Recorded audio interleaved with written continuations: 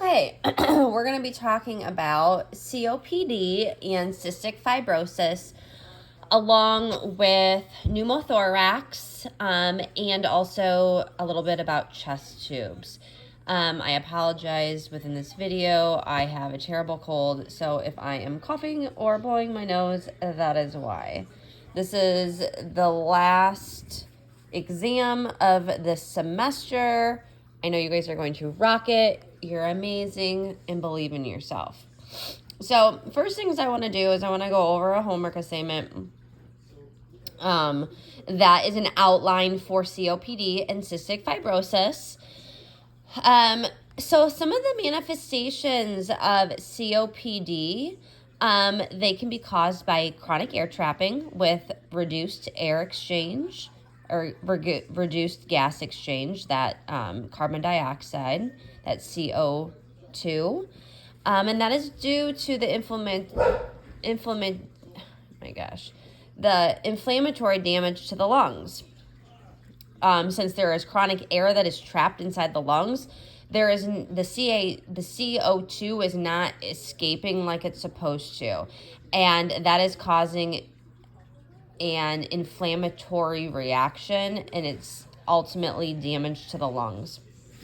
Since the CO2 is too high, the patient cannot fully breathe this out due to the limited amount of airflow that's coming in and the inability to fully exhale, because a lot of times they're like, so they're only getting little bits of air in, so little bits of O2, and they've got a lot of CO2 that's left in. And so when this happens, this ultimately leads to damage to the lungs because it's so inflamed.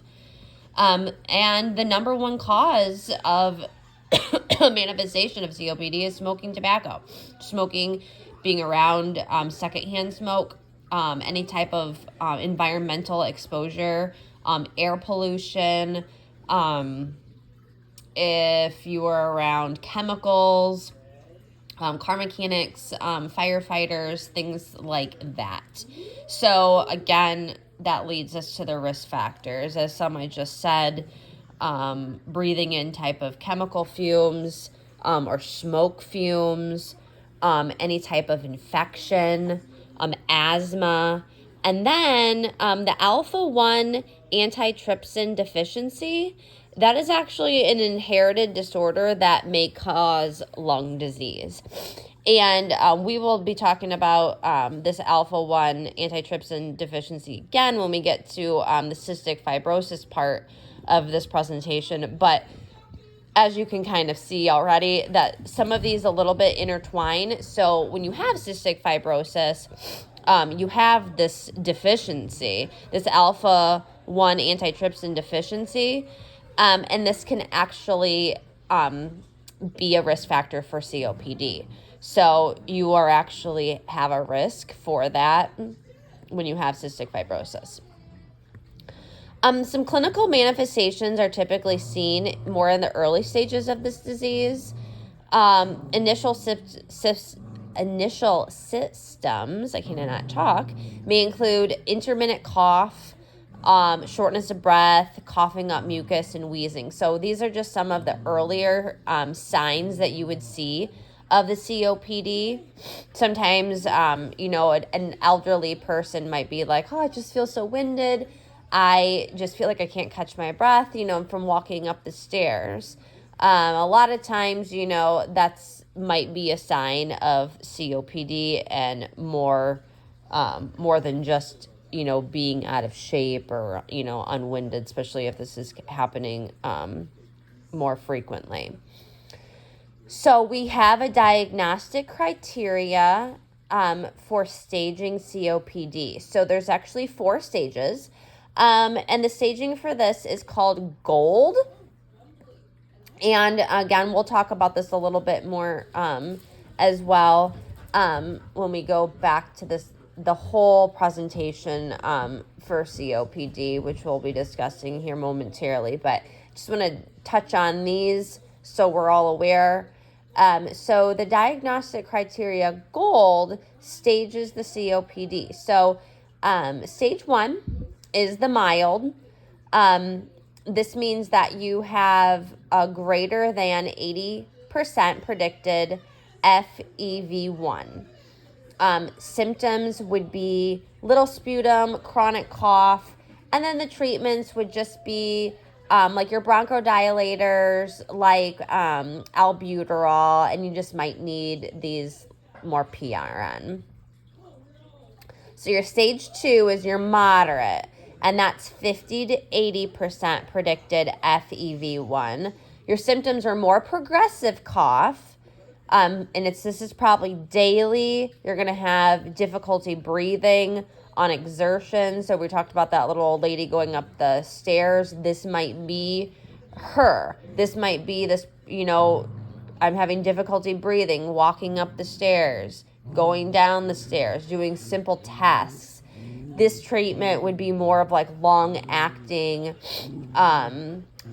corticosteroids, maybe some Advair, some breathing treatments, and then some PRN, like albuterols. Of course, we always want to use any type of bronchodilators before we're ever going to be doing any type of corticosteroid. And then we're going to be teaching huffing techniques, how to, and teaching how to be able to get a good deep breath in, and then teaching the huff, huff, cough, try to get that mucus out. Stage 3 is going to be your severe stage. That's your FEV1, 30 to 50% predicted. Your symptoms are going to be more extreme. Remember, stage 3 is severe, extreme shortness of breath, wheezing when you breathe. So now not only are we having, more of the stage 2 when we're talking about, difficulty breathing, just even walking up the stairs, we're going to be hearing wheezing when you breathe. We're going to have edema in our ankles, and kind of going back to more of the cardiovascular, we're having edema in our ankles. We're more at risk for right-sided heart failure now. A lot of times you're going to see this more in your chronic bronchitis type of patients with COPD due to that edema, that inflammation throughout the body. So we're severe, we're extreme risk, and we're also at a risk for right-sided heart failure now too. Also can have a tight feeling in the chest. These treatments would be more excessive. It would be your bronchodilators, your corticosteroids, any type of things that might be PRM. You might possibly need some antibiotics depending on you're at more risk for infections, especially due to the fact that you're not able to, depending on if you're around any type of irritants, especially lung infections, because you're not able to properly get the right amount of O2 and eliminate that CO2. So your stage 4 is your end-stage COPD. This is more of the life-threatening FEV1. This is less than 30%. Your symptoms are going to be constant shortness of breath. So we're not talking about, just some breathing, issues going up the stairs, just extreme, and then like the stage 2, the extreme stage 3 with the wheezing. We're talking about constant shortness of breath. These stage 4 end stage COPDers, constant shortness of breaths, constant flare-ups. Just think exacerbations, end stage, everything's very terrible, life-threatening. Treatments are everything. We're talking corticosteroids, bronchodilators, anything PRN, antibiotics. Anything possible that they would help them open up their airways with the bronchodilators, help decrease that inflammation with the corticosteroids, maybe some antibiotics, if there's some type of lung infection, might be thinking about some surgical interventions, lobectomies, maybe taking out some scar lobe pieces off the lungs due to that scarring, that chronic inflammation, and always cause scarring on parts of the lung tissue. So those are our stagings, and this is all how we do this. Gold is all done through spirometry, and that is it's a little machine that you kind of breathe into. It's not a spirometer incentive. It's a spirometry, and you're going to breathe into that, and that is going to predict your percentage. And so that's where we get those stagings of those percentages. So the role of the alpha-1 antitrypsin levels in a developing COPD, what it is it is a protein that is made in the liver, which helps protect your lungs from damage and diseases like COPD. So as we know, that if you have a deficiency in this protection is not going to be there, or it's going to be very much less there. So that is why that is one of the risk factors if you have a deficiency in this A1 antitrypsin, is because you're not going to have that protection from protecting you from potential COPD, especially if you have more risk factors along the way that are going to make you more susceptible to this. Like I said, if you do have an deficiency in this, it is inherited disorder that can end up causing this lung disease. And this would be something that would be found with the cystic fibrosis. So common SABAs and LABAs are medication management in the use of COPD. So some SABAs would be your bronchodilators. That would be your albuterols, your levoalbuterol, albuterol sulfates. These are going to be things that are going to help open up your airways. And LABAs, hold on just a second here. I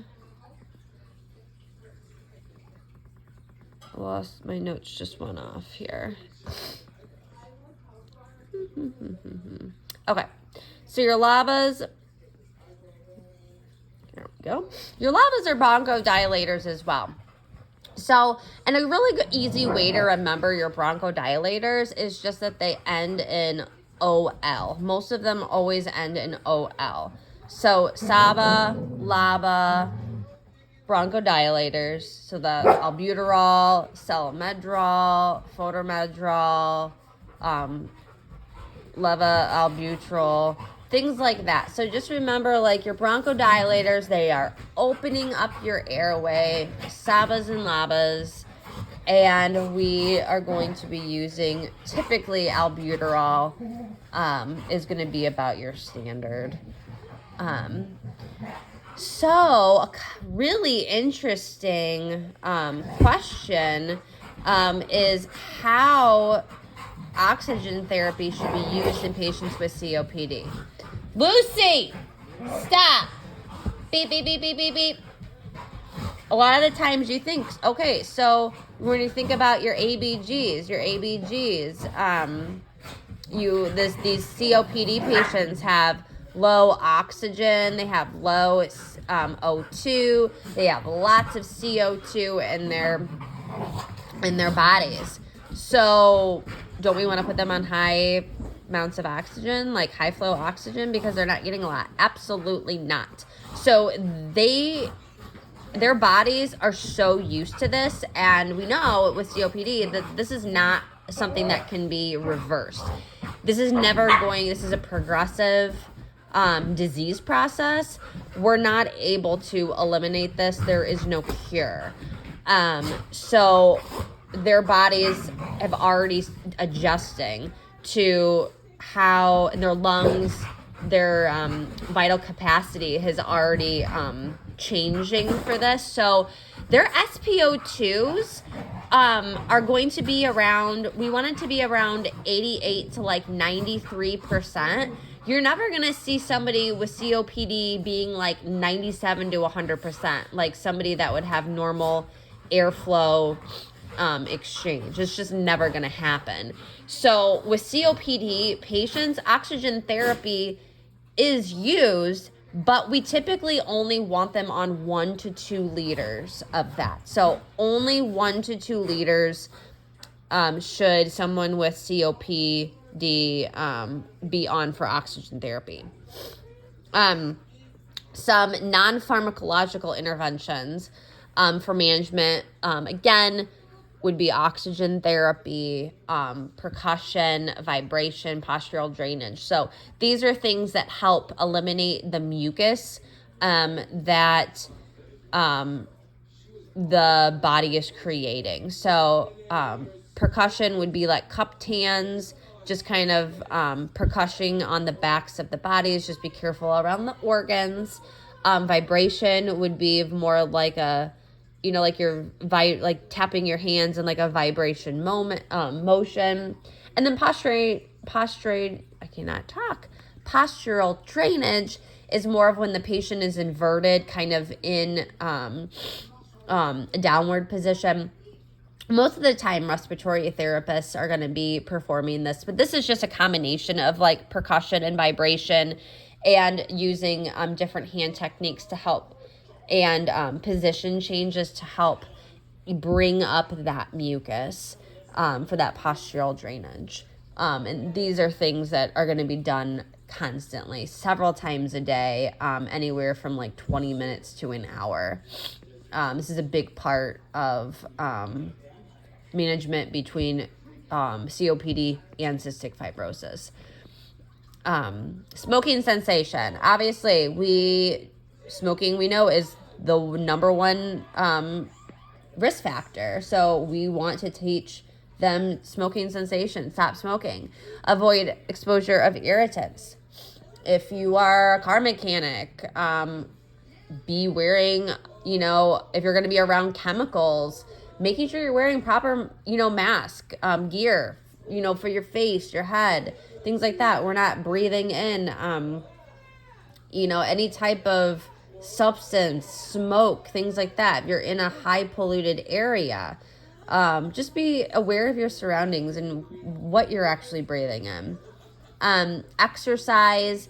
Exercise is very good, not only for these patients, but also it's going to help bring up some of that mucus from their airways, along with encouraging fluids for hydration.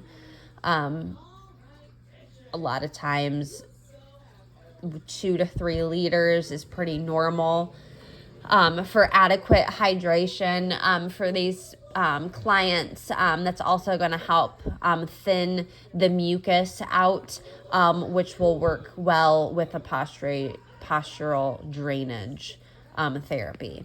So the focus of nursing care for patients with COPD is, of course, airway. So remember your ABCs, airway, circulatory, and or your airway, breathing, circulatory. So we're going to enhance nutritional intake. So we definitely want to include high calories, high protein. These patients are burning off a lot of calories because of all their huffing and puffing, especially when we get in the types of COPD here. You'll learn and understand that a lot more. But we want to enhance the nutritional intake. We want to assist with measures to facilitate gas exchange, like how we talked about learning the huff techniques. We are talking about diaphragmatic breathing. We're talking about the percussion, the vibration, the postural drainage to help promote an easier, facilitate easier breathing and eliminate a lot of that mucus and congestion. We want to administrate bronchodilators first before any type of postural drainage or any medication. So we want to administrate bronchodilators first. Also, corticosteroids. We want to teach pursed lip breathing, and like I said before, the diaphragmatic breathing as well. A main priority nursing diagnosis would probably be ineffective breathing pattern, but there are several, but that would probably be your main one. And then just 3 goals for a patient being treated with COPD exacerbation could be for patient to return to a pre-exacerbation baseline respiratory function, patient to demonstrate an effective rate, rhythm, and depth of respirations, and patient to maintain a clear airway by effectively coughing.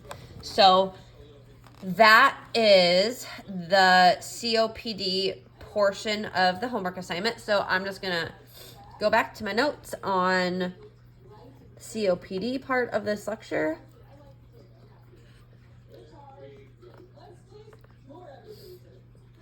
Okay. All right. So what is COPD? So COPD is an acronym for chronic obstructive pulmonary disease. C for chronic air trapping, which is reduced gas exchange due to the inflammatory damage to the lung. And then another C would be CO2 that is way too high that we just learned. These patients cannot fully breathe out that CO2 due to the limited airflow and the inability to fully exhale. Like I just shared, COPD is irreversible damage. So there is no cure. We cannot fix this. These patients are going to have to take care of themselves. We are going to have to teach them ways to preserve their life and ways to better facilitate breathing and how they can maintain their well-being and be at their baseline as much as possible, because it is irreversible. So causes, risk factors again, number 1 is smoking, hyperinflated lungs, which we will get into more about the type that you're typically going to see this. Car mechanics, like breathing in chemical fumes, firefighters, breathing in smoke fumes, genetic abnormalities, like the deficiency in the alpha-1 antitrypsin, like we talked about, which is a deficiency in the cystic fibrosis. This is why this puts these cystic fibrosis people at risk for COPD. If you are a male, you have more risk factors. Typically Caucasian and Hispanics have lower death rates. Okay, so now we're going to get into the 2 types of COPD. So COPD is just more of like a broad term. Typically, this is 2 types of actual diseases that just are kind of like, COPD is kind of like the mothership, I guess, for these 2 types of diseases. So the 2 types we have is like emphysema and chronic bronchitis. So these are kind of like tiered off of COPD and are just described as that. So first we'll talk about emphysema. So emphysema, you can just think of pink puffer. So emphysema, if you've ever seen somebody with emphysema, they're typically small. Sometimes they kind of look like they're really, really skinny, like they're anorexic, kind of wasting away. but they've got like this big barrel-like chest. And that is due to their hyperinflated lungs. So people with emphysema, these pink puffers, they are actually well perfused, but they have a really difficult time breathing.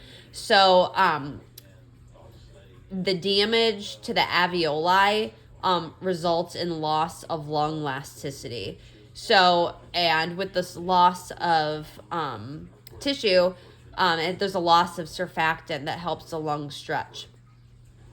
Lots of air trapping, and this is where we get that hyperinflated barrel chest like. So it's like really, really skinny, tiny people. Like I just think of like this older lady. She looks like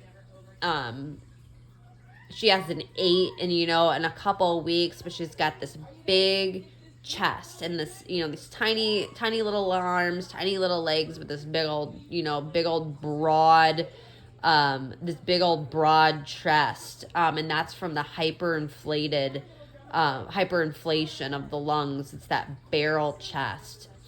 The signs and symptoms. So I came up with this. I did not personally come up with this, but something that I found that I had put down I thought was really cool. It's called PINK, and it's just a fun acronym for remembering that emphysema is the pink puffer. So PINK is the signs and symptoms. So PINK, P for pink skin and pursed-lipped breathing. So again, the pink puffer, they're going to be puffing and huffing, and they're constantly trying to get in O2 because they're low, and they're puffing and huffing, and they cannot get out this CO2 out enough. So that's for the P. The I is this increased chest, this barrel chest. Remember, they're typically skinny. They're small in the sense that they don't look like they eat very much. And they've got this big barrel chest, so increased chest. N is for chronic cough. They typically do not have a chronic cough. A lot of times, this is where it's just more of the huffing and the puffing. They might have a little bit of a cough, but there's not a chronic cough, like we'll talk about in the next kind. You will find hyperresidence when percussing the lungs, though. Typically, also, you will find for K of the pink, they will keep tripoding. So tripoding is when you're leaning over, maybe with your hands on your knees, or you're kind of like leaning over on something, just trying to catch your breath. So these people are trying to find a way in moving their body, and typically it's in a downward motion, trying to get in more oxygen so they can feel like they can breathe better. So they are going to keep tripoding to get this air exchange. So that's the K, keep tripoding. You're also going to find clubbing of the fingers, and that's a long-term issue of hypoxemia, especially of like the fingernails, the fingertips. They're just very clubby, kind of squarish, clubby looking. Again, that could also be a sign of heart-related issues too. But again, we talked about very thin, weight loss. They're going to have severe shortness of breath. And that's because of the huffing and puffing. So they cannot breathe. Chronic bronchitis. So the way to remember this is blue bloater. Blue bloater. So these people are typically cyanotic, heavier set. Okay, so that's why we think of blue bloater. So blue, they're very cyanotic. The bloater, They look like they have lots of edema. They look large and in charge. The cyanosis actually can turn them more of a bluish color. So we're not just talking about like recap. We're talking about like maybe their nose looks a little blue, maybe around their mouth looks a little cyanotic. They have inflammation of bronchi. They have more of excessive mucus production. They have a really nasty hacking cough. And they get chronic reoccurring infections of that bronchitis. So an acronym for this, again, that I found is called BLUE. And again, going off of the blue bloater for the signs and symptoms. So B is big and blue skin. So these patients are typically very obese with a blue body. That is that hypoxemia, that cyanosis. L for long-term chronic cough and sputum. So cough is that number one indicator. Remember, like we talked about when we're going over that homework assignment. Chronic cough. U is for unusual lung sounds. We're going to have crackles and wheezes. So remember with emphysema, they don't have any of that. They might have some hyperresonance, but their chest is quiet. So with the blue bloaters, with that chronic bronchitis, they're going to be having crackles and wheezes and that chronic cough. E is for edema peripherally. So when we talked about the edema in those ankles and those feet, we were talking about that right-sided heart failure. And that is caused from the right side of the heart having difficulty pumping the blood to the lungs. And then that also ends up leading to the complication of pulmonary hypertension. So we're going to see some right-sided heart failure possibly. We're going to see some edema, possibly some JVD, edema with that weight gain, and then elevated hemoglobin. So the elevated hemoglobin is actually really common. So our body is trying to compensate by not getting enough O2, and then we're left, our body's like, okay, I'm not getting enough oxygen, and now I'm not able to get the CO2 out. So I have to try to compensate. So our red blood cells go into overdrive and they just start making more because they're like, well, maybe if I start making more red blood cells, I'll be able to carry more oxygen and I'll be able to, that'll just be able to go around full circle throughout my body and I'll be able to compensate it. What ends up happening is that doesn't happen. It doesn't work. So you're never going to see a patient with COPD that is anemic, that has a low level of red blood cells. They're typically going to have elevated H&H, your hemoglobins, and hematocrits. So what we said before is that classic signs and symptoms for the SpO2s are going to be typically about 88 to 83 PSO2 is going to be normal for these clients. Again, the diagnostic tests are going to be the spirometry. It's going to be your classic one. That's going to be your grading scale, your gold standards for your stagings of the 1 through 4 that we talked about. Chest x-ray can be used. CT scan can be used. And then also sputum with CNS. So especially if we're thinking, maybe some of these patients might need to have an antibiotic, we want to find out what the source of the pathogen is to know how to treat this infection with. So we need to get a culture and sensitivity on that sputum as well.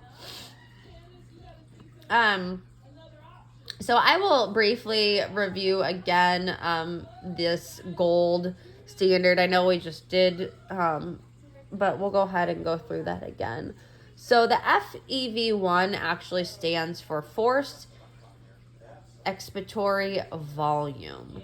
So that is when we do the spirometry test. This is a pulmonary function test. This lets us know the percentage of this forced expiratory volume that we're able to breathe out. So the classifications of the COPD grades, like I said, is the 1 through 4, and these can either be called stagings 1 through 4 or gold 1 through 4. Either one, they are pulmonary function tests through this spirometry. Gold 1, we said, is gold 1, we said, was the greater than 80% predicted the FEV1, and again, typically they're going to have the chronic cough and just a little bit of sputum, not too much, maybe some shortness of breath when they're walking. Your gold 2s or your stage 2 is going to be your moderate. That's going to be your 50 to 80%. This would be like, again, walking on ground level and you're having to stop every few minutes to catch your breath. Kind of like I said about the little old lady. She's having some difficulty breathing, maybe like even walking up the stairs. So that's going to be your gold 2 or your stage 2. Gold 3 is more of your severe guys. That is going to be your 30 to 50%. This is going to be your extreme shortness of breath, your wheezings. These patients might even be too nervous to leave their house because they are so short of breath that they might not even be able to get dressed, or just having a really hard time just doing any simple tasks. And then your stage 4 guys are going to be your severe, maybe end stage. This is your less than 30%. Lung failure, heart failure, especially that right side. Going to be having a hard time catching your breath. End stage COPD just in general. Constant shortness of breath flare-ups, exacerbations.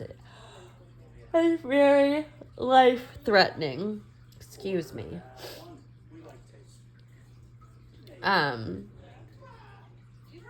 So again, we talked about your ABG levels. You're going to have that low O2 and that high CO2. So your low PaO2 is categorized hypoxemia, and that is below 80. So your PaO2 is going to be below 80, and your normal is 80 to 100%. So we know that normal is 80 to 100%, and we are below 80. So we have a low PaO2. And we also have a high PaCO2, and that's hypercapnic. And this would be also a pH less than 7.35. So we typically see these patients in respiratory acidosis. They are acidic and they have a respiratory. So typically respiratory acidosis would be your ABGs. So we have some deadly complications. Complications would be respiratory failure, where there's 2 types.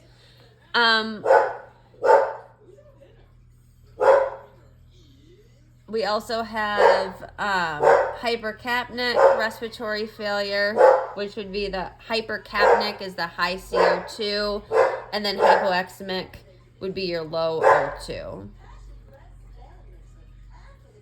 Medications would be bronchodilators. Again, we talked about the SABA and the LABAs, everything that ends in the OLs.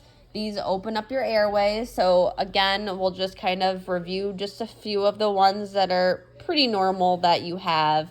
Albuterol sulfates, your Salgirmedrol, your, let's see, what else? Florimedrol. Your SABAs are typically used for PRN exacerbation. So I would just think of SABA is PRN. SABA PRN. And then LABA is long. So L for long. LABA, long acting to increase endurance. Typically help encourage walking and help with difficulty breathing. So that might be an easier way to remember that. Is just LABA bronchodilators are long acting. L and L. We also can give Guavacin, which is the brand name Mucinex, and that is an expectorant to help get rid of that thick mucus, along with, of course, encouraging those 2 to 3 liters of water a day, those fluids. Corticosteroids, those help reduce inflammation. A lot of times you're going to see like prednisone given. And of course, we always want to taper off of any type of steroids. Typically, you're only going to be given for maybe about 2 weeks. If it's oral,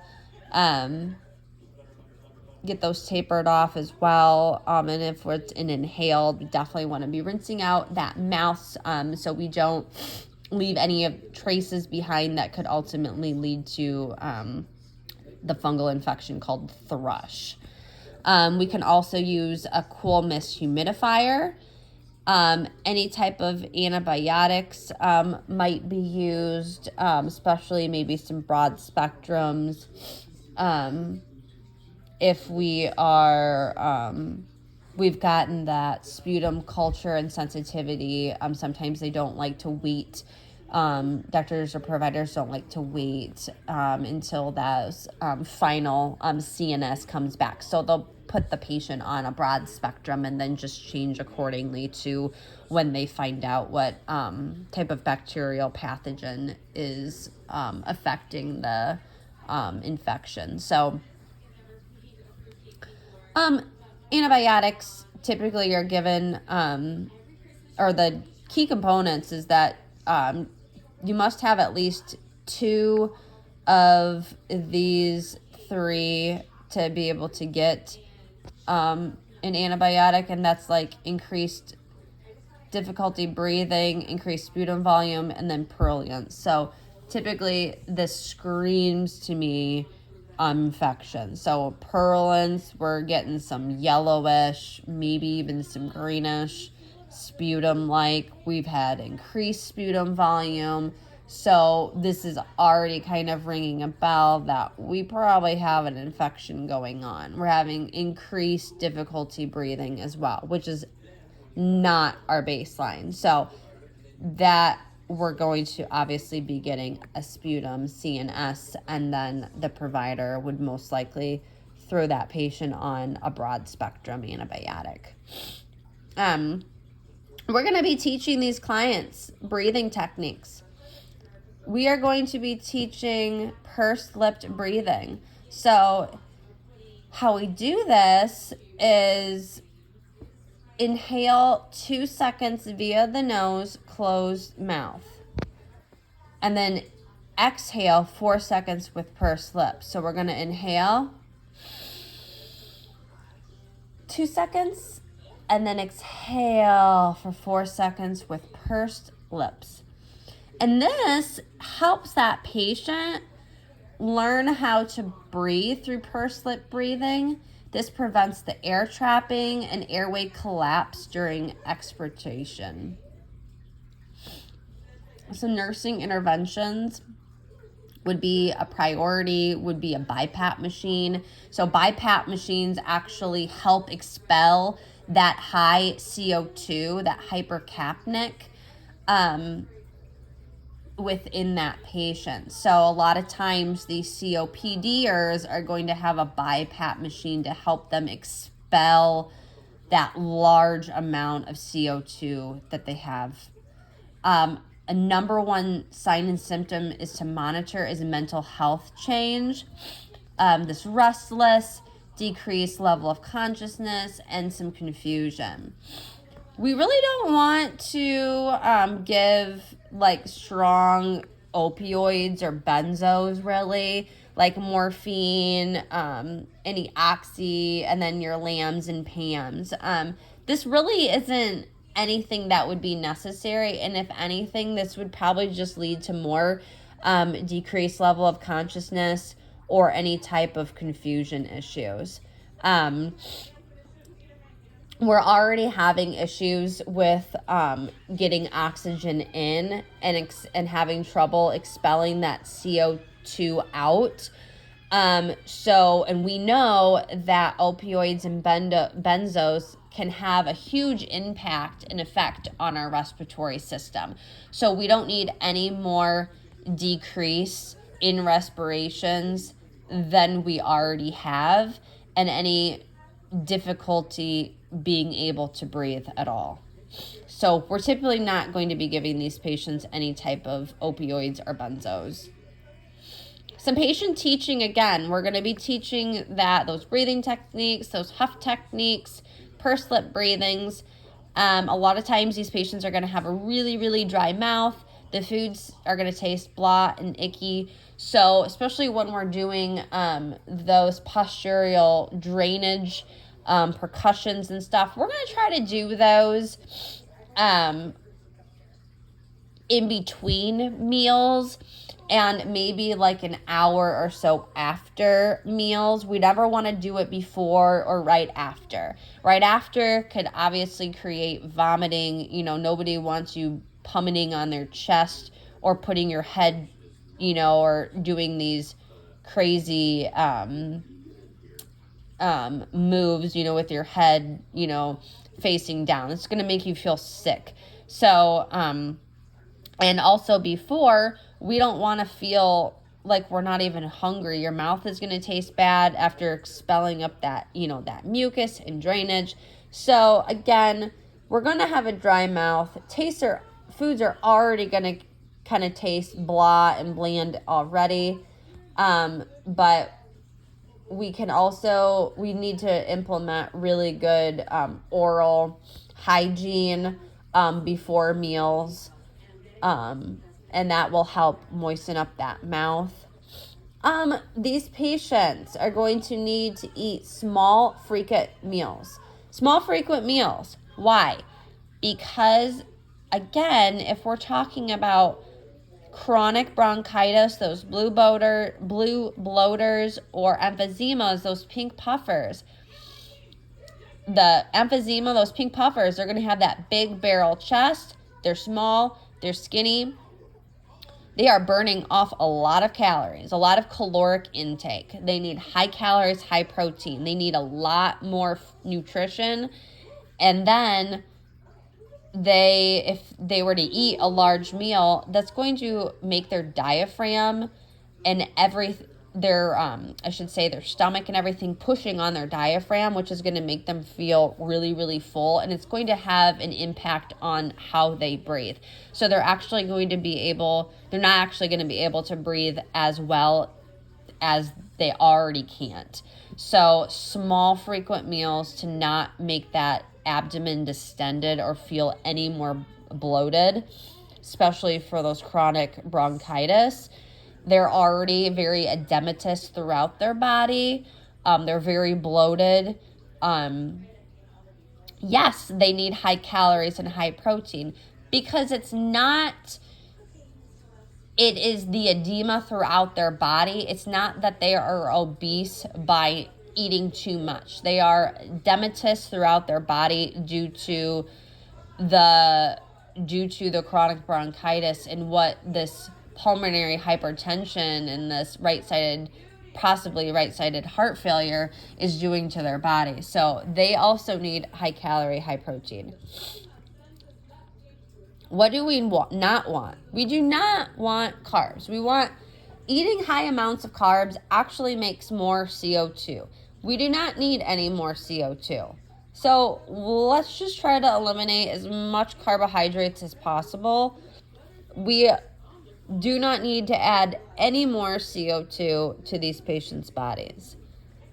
Also, gassy foods, exercising before or after meals. This kind of also pertains to the fact of that postural drainage, percussion, vibrations.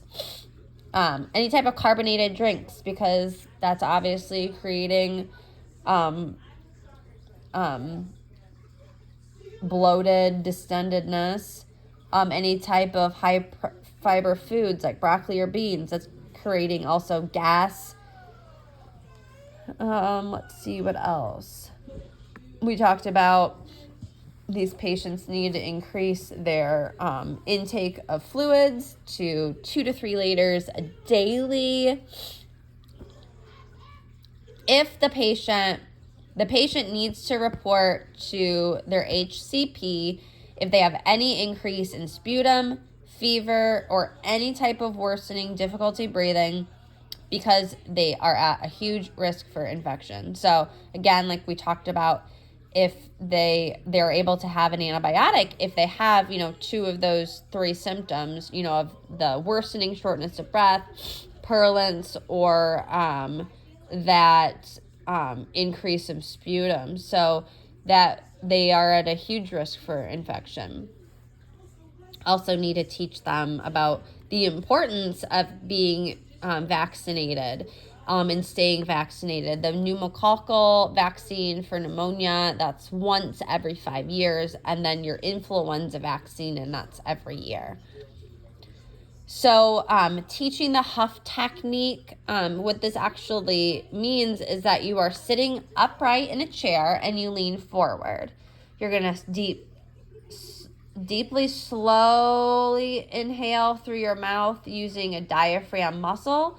You can also hold your hand on your diaphragm. You're going to hold your breath for 2 to 3 seconds, and then you're going to forcefully exhale. So this also helps them learn how to diaphragmatic breathe and are not using those accessory muscles as much. They're doing more of a diaphragmatic breathing.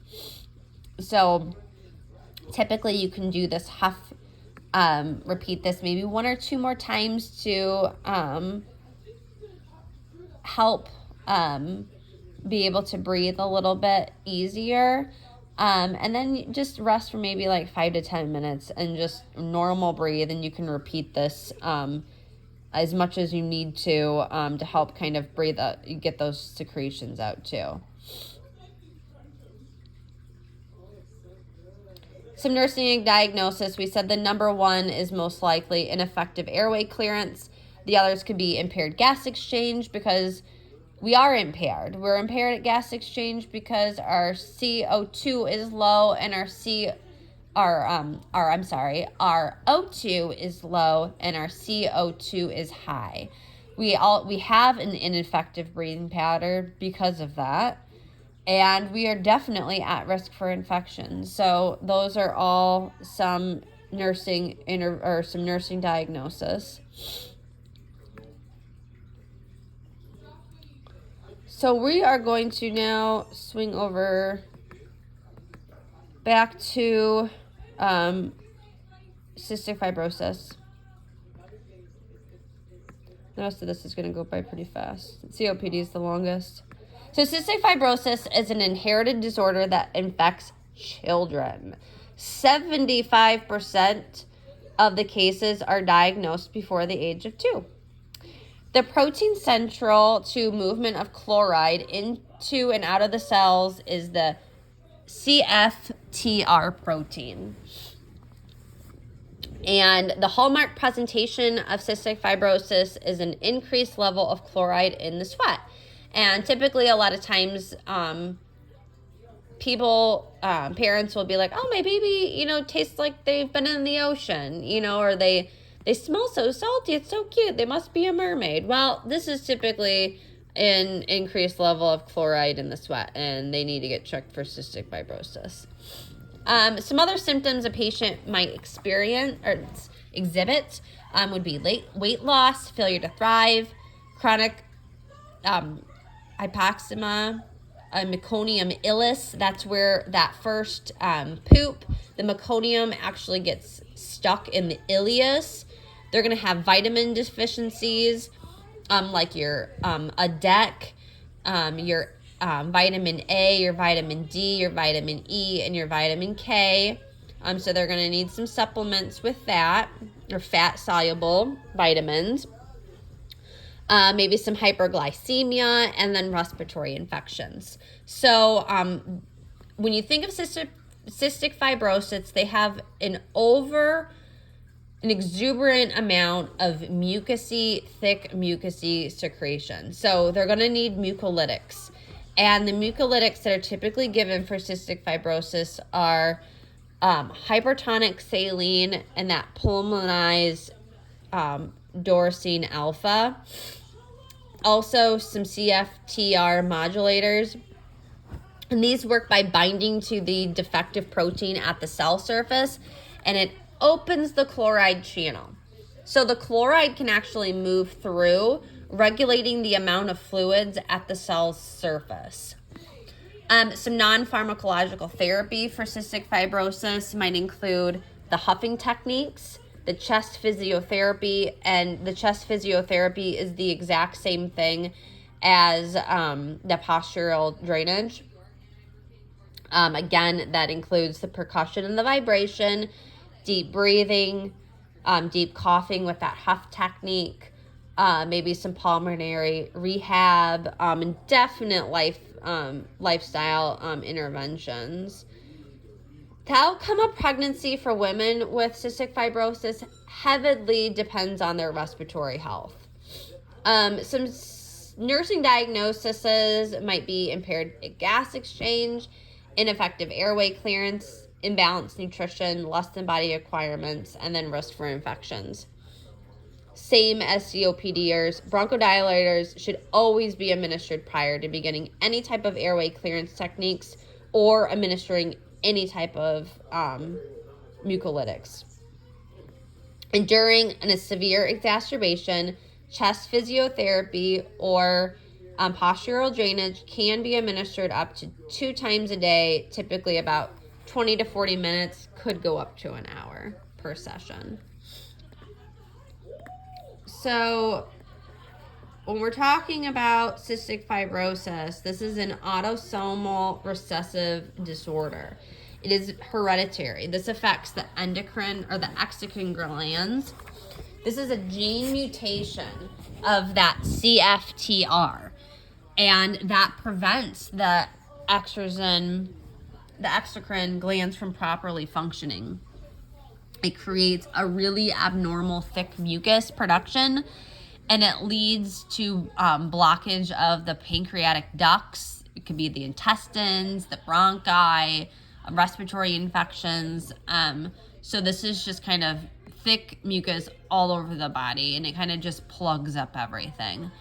And we'll get into why this is so important and what this can end up, doing to the child and end up also to the adult too. It can clog and damage your lungs, digestive tract, and reproductive organs. So this can have a huge infertility for the woman because her cervical mucus, that helps the sperm, is too thick, too mucousy, and then in men, their ductus deferens is also can be plugged up with mucus, and they don't give it doesn't let out the right sperm production. Also cannot facilitate the movement of the sperm as well. So actually, men with cystic fibrosis actually have a very, very low rate of being able to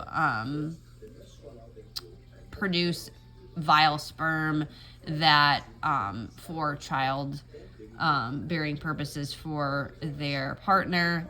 Women are able to get pregnant. They just have a lot of infertile ailments typically. So it is, again, a genetic disorder.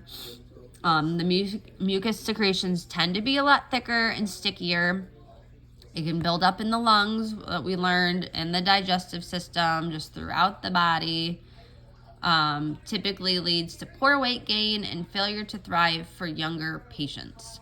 So the risk factors is that children need to inherit one copy of the gene from each parent in order to have this disease. So what this means is that the child must have 2 mutated cystic fibrosis genes to have a diagnosis of cystic fibrosis. So 1 mutated gene from the mom and 1 mutated gene from the dad. These parents do not have cystic fibrosis. They just have a mutated gene of this, and it's a copy that they would both have to give to their future child, and would end up getting cystic fibrosis with these 2 mutated cystic fibrosis genes. Typically, this is going to be Caucasian race. Some signs and symptoms would be that chronic hypoxemia, that chronic low O2, just like COPD, respiratory infections. We're going to have that digestive bowel obstruction issues, that meconium ileus, where that meconium gets trapped in that ileus. We're going to have those vitamin deficiencies, those fat soluble vitamin issues where we need to replace. We're going to have weight loss, failure to thrive, and we're going to see some hyperglycemia from the possible if they have diabetes. So the hallmark sign is increased level of chloride in that sweat. Remember, the moms maybe think that their babies taste a little salty. That's going to be that hallmark sign, that increased level of chloride in the sweat. Diagnostic test is that sweat test. Concentration of typically 80 MEQs, which is that gold standard. You also can do like blood samples. Typically, if they need to do any other tests, they would go from there. But typically, your chloride sweat test is going to be the only one that we really need to know. Complications, which we just talked about, the bowel obstructions with that meconium ileus. Endocrine disorders like diabetes, it's going to cause that hyperglycemic reaction. And that's because that pancreas becomes clogged with that thick mucus. That pancreas is becoming dislodged and the insulin cannot get out. So then the sugar ends up just moving into the cells and you end up being hyperglycemic. Some medications are very much the same. Bronchodilators, always given first before anything else is done. That would be your OLs, your albuterol, your level albuterol. That's your SABAs. Mucolytics. Look at the hypertonic saline that we talked about. We're going to be probably giving this about 6 years or older. These nebs would be probably about 2 times daily. Typically a lot of fewer lung infections. And then your Dorazine alpha, that pulmoline, it'd be about 6 years or older. And this acts as like scissors on the mucus. This Dorfa alpha, it just cuts up the mucus into strands. Typically, you're not going to see this very much, but it's a lot more expensive. But that hypertonic saline is going to be used a lot. Antibiotics. The 2 most common pathogens is staph and the Haemophilus influenza. So your Staphylococcus aureus would be your augmentin, your sulfa, Bactrim, sulfoline, augmentin, your Haemophilus influenzae would be your augmentin, and then your Cefnir. CFT modulators work on correcting on the malfunctioning protein, and that would be your ORs. So CFTR modulators are your OR medications, your Ivacor, your Lumacaftor, your Tezacaftor, and your Elefacaftor. Might need some anti-inflammatory drugs as well. Might be some of your steroids or corticosteroids. Treatments, chest physiotherapy or that postural drainage, the huff cough technique. You can kind of see a lot of similarities between this and the COPD and how we are treating these patients. Very, very similar on nursing care. So we're going to increase the fluid intake to help thin their mucus. We're going to encourage exercise to help loosen that thick mucus in the lungs. We're going to be doing multiple times a day that chest physiotherapy or that postural drainage. Chest physical therapy can help drain the airways of thick mucus to be coughed up. All of this is going to help stimulate cough and help loosen that mucus. This results in deep breathing, helps build up strength and endurance on respiratory muscles. It's going to help improve cardiovascular fitness and causes vibrations and percussions to break apart the mucus. So all of that is very important. The postural drainage is going to help thin the mucus. Typically, a lot of respiratory therapists will do this, but you can as well. They're going to typically lay like on a wedge, laying upside down. And remember, we talked about how that we're going to let gravity help drain this mucus. Done about 2 to 3 times a day. Definitely want to do that bronchodilator first before we do this. And then it can be done anywhere from like a half an hour to 1 hour. We want to prevent GI blockage. Give extra fluids, like we said, 2 to 3 liters, maybe some stool softeners. So for patient teaching, patients should feed their children a high diet and high calories, high protein, high fat. Remember, we're losing those fat-soluble vitamins. And we also have high carbs. We need high carbs. So again, in COPD, we do not want high carbs. In this, we want high carbs. This is so the child meets the growth and development needs. They might need to increase their sodium, especially during warmer weather, due to the child sweating salt out. We really need to think about environmental too. I mean, we're not going to be sending out people with cystic fibrosis into their hot, blazing sun, humid type of weather either, even for COP as well, COPDers as well. But, so they might need some extra, sodium, some extra electrolytes. Also need to be giving pancreatic enzymes, before meals. Pancreolyze could be is a common type of enzyme. We need to teach good hand washing, being up to date on vaccines, avoiding sick people, and then again, the need for that ADEC, fat-soluble vitamins. Nursing diagnoses would be that impaired gas exchange, ineffective airway clearance, imbalanced nutrition, less than body requirements with that failure to thrive, and then risk for infection.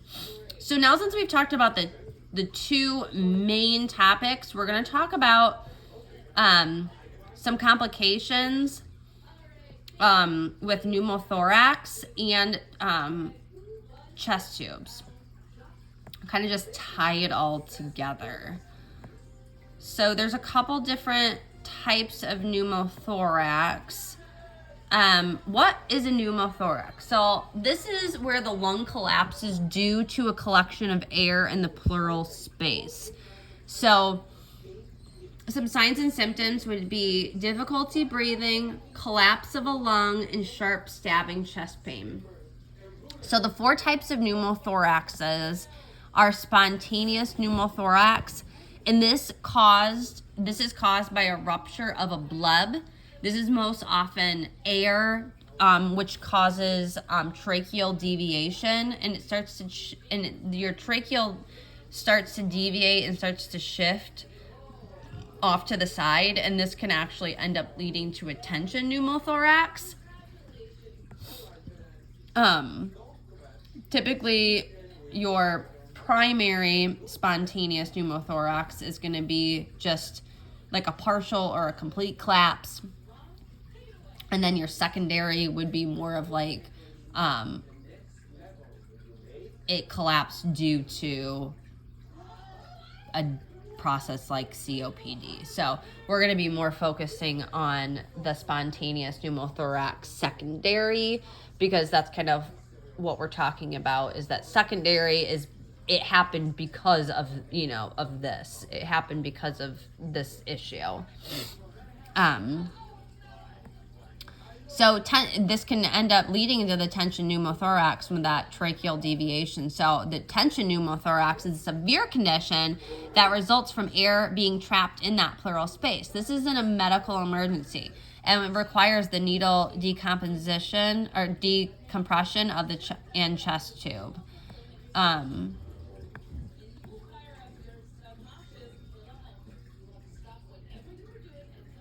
Also, we can have traumatic pneumothorax, things like terrible stabbing, car accident. It's like from either something penetrating, or it can be a non-penetrating chest trauma.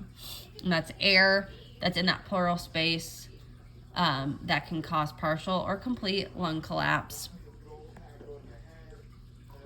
And then our last one is the iatrogenic pneumothorax, and this is a traumatic pneumonia secondary to invasive procedure or a surgery.